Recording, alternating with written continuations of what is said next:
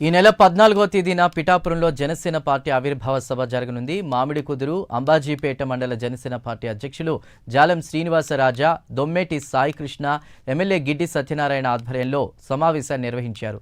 11 సంవత్సరాల పాటు ఎన్నో కష్టాలను, ఇబ్బందులను కార్యకర్తలు ఎదుర్కొన్నారని ఎమ్మెల్యే గిడ్డి సత్యనారాయణ తెలిపారు. ప్రశ్నించే స్థాయి నుంచి పరిపాలించే స్థాయికి డిప్యూటీ సీఎం పవన్ కళ్యాణ్ వచ్చారని అన్నారు.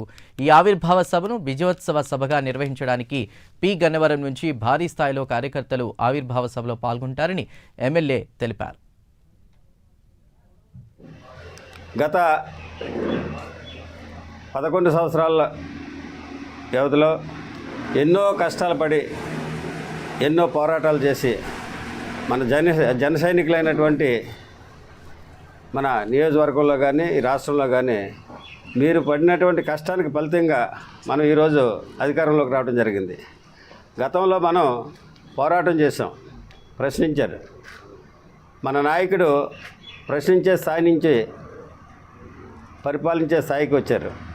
ఈ సందర్భంలో గతంలో చేసుకున్న మన ఆవిర్భావ సభల కంటే ఇప్పుడు ఈ సంవత్సరం చేసుకునే ఆవిర్భావ సభ ఎంతో ఘనంగా, గొప్పగా, విజయోత్సవ సభగా చేయాలనే ఉద్దేశంతో మనం మన నియోజకవర్గం నుండి అత్యధికంగా జనం తరలి వెళ్ళి ఆ సభను జయప్రదం చేయాలని మీ అందరిని కోరటం జరిగింది.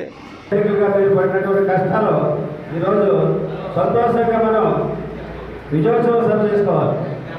ఆ కష్టాలన్నీ మర్చిపోండి. మీకు ఏ విధమైనటువంటి ఇబ్బంది లేకుండా మీకు ఏ అవసరం ఉన్నా సరే వాటిని సమకూర్చడానికి నేనున్నాను.